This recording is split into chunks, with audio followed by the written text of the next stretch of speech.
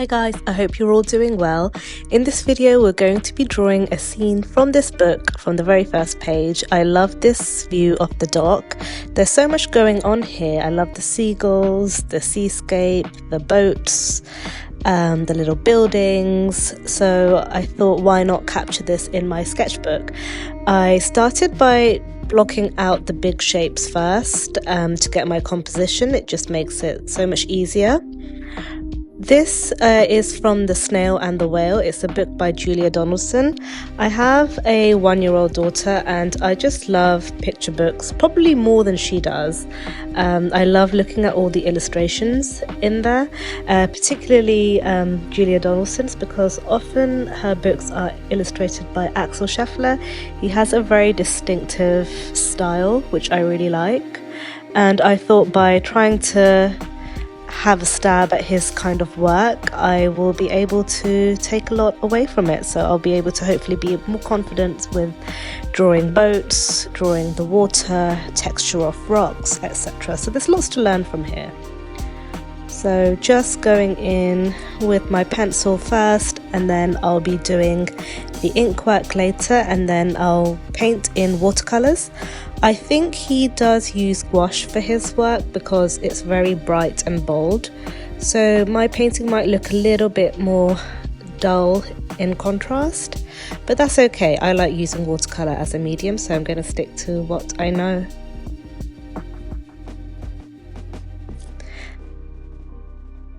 A little snail, and now I'm going over with ink. This is my Sailor Fude fountain pen. It's got an angled nib, so it works with different thicknesses according to which angle you use it in. And the ink I'm using is platinum carbon ink. This is waterproof as well, so which is really important because when I use my watercolors on top of it, it means it's not going to bleed.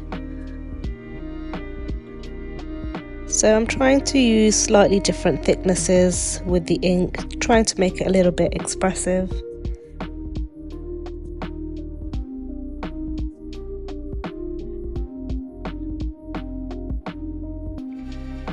And I know what you might be thinking, why am I holding the nib upside down? It is one of my habits. This is to get a thinner line from this pen. And that's the ink work done.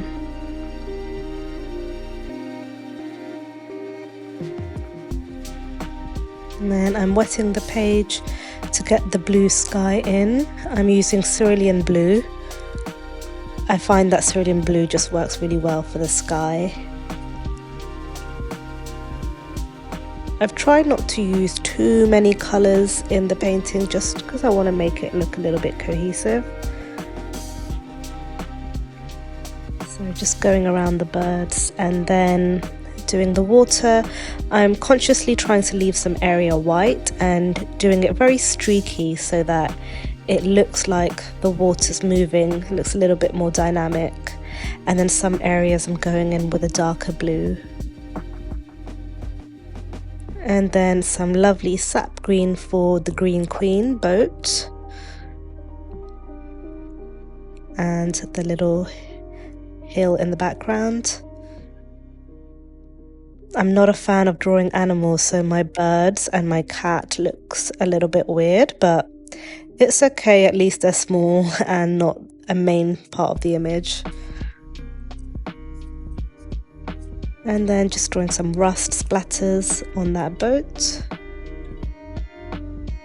I'm trying to use one colour at a time, so I went with the blues first, then the greens, now the reds.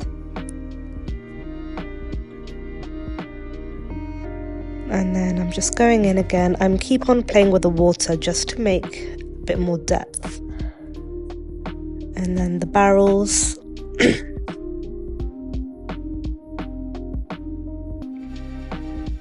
The brickwork, I'm going in with Payne's grey. And then trying to add some texture to it. Again, some Payne's grey for the shadows. A little bit more rust.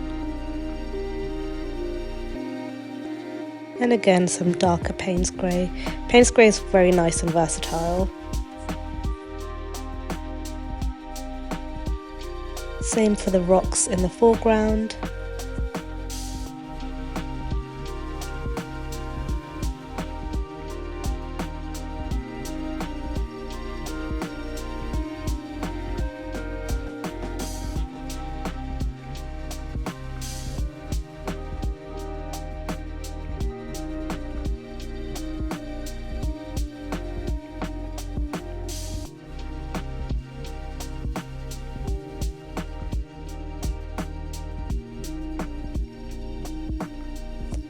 And then I'm doing some burnt umber for the wood.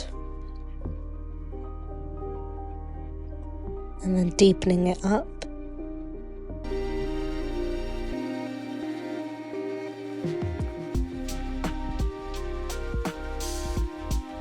Now you can see it's coming along quite nicely, it's almost done. Just a little bit more details to go.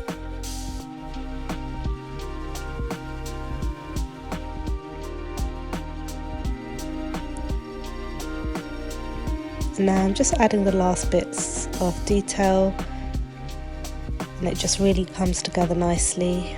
Just a bit more shadows.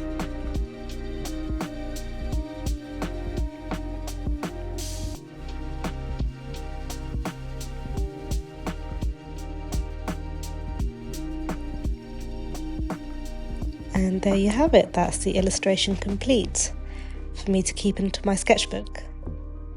I hope you all enjoyed this video. Thank you so much for watching, and if there's anything else you'd like to see, please do let me know in the comments. And take care, have a lovely day.